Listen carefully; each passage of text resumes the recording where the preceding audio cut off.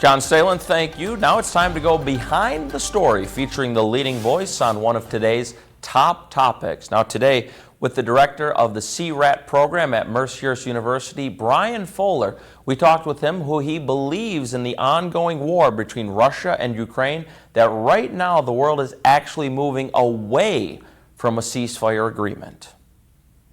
Absolutely. If anything, we're moving further towards a world conflict. With the current support that Ukraine is now officially getting from Europe, especially Germany, with the United States now chastising Russia for not enforcing or moving closer to a ceasefire and moving, like you said, further away from that. Recently, they, within, I think it was 3 days ago, Russia conducted the largest attack on Ukraine to date with indirect and direct fire.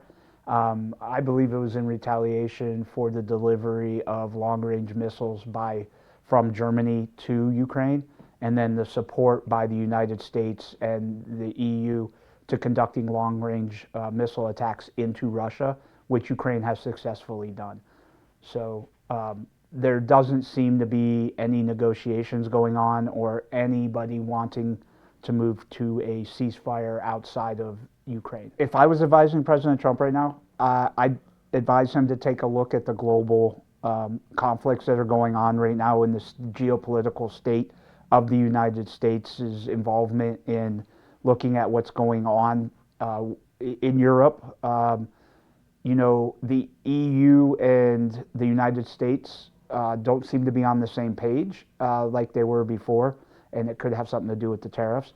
I'd tell him to take a look at that in the EU supporting Ukraine against Russia, and Russia retaliating for that, and that the United States doesn't have as much influence on EU's actions right now, or the actions that are going on in Ukraine, as they once did. But I would advise him that we need to strike some type of policy on where we're going to stand. Are we going to support a ceasefire in which we're going to stop the EU from continuing to support Ukraine and showing Russia that we're neutral and we want a ceasefire? Or are we going to fully support Ukraine now and the EU's backing of the Ukraine against Russia, because it doesn't look like Russia is going to stop anytime soon? World War II is a great example of this.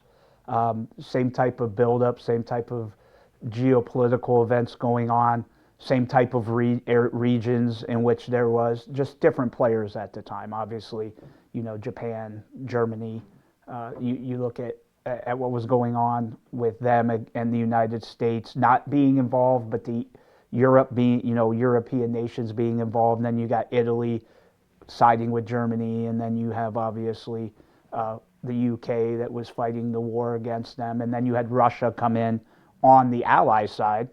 So just different players, same type of geopolitical global environment. The next couple months are going to be very telling. Either I'm going to be completely wrong, in which I hope I am, and we move more towards peaceful resolutions, or I'm going to be completely right, and unfortunately we're going to be looking at a world war potentially leading to a nuclear use of nuclear weapons.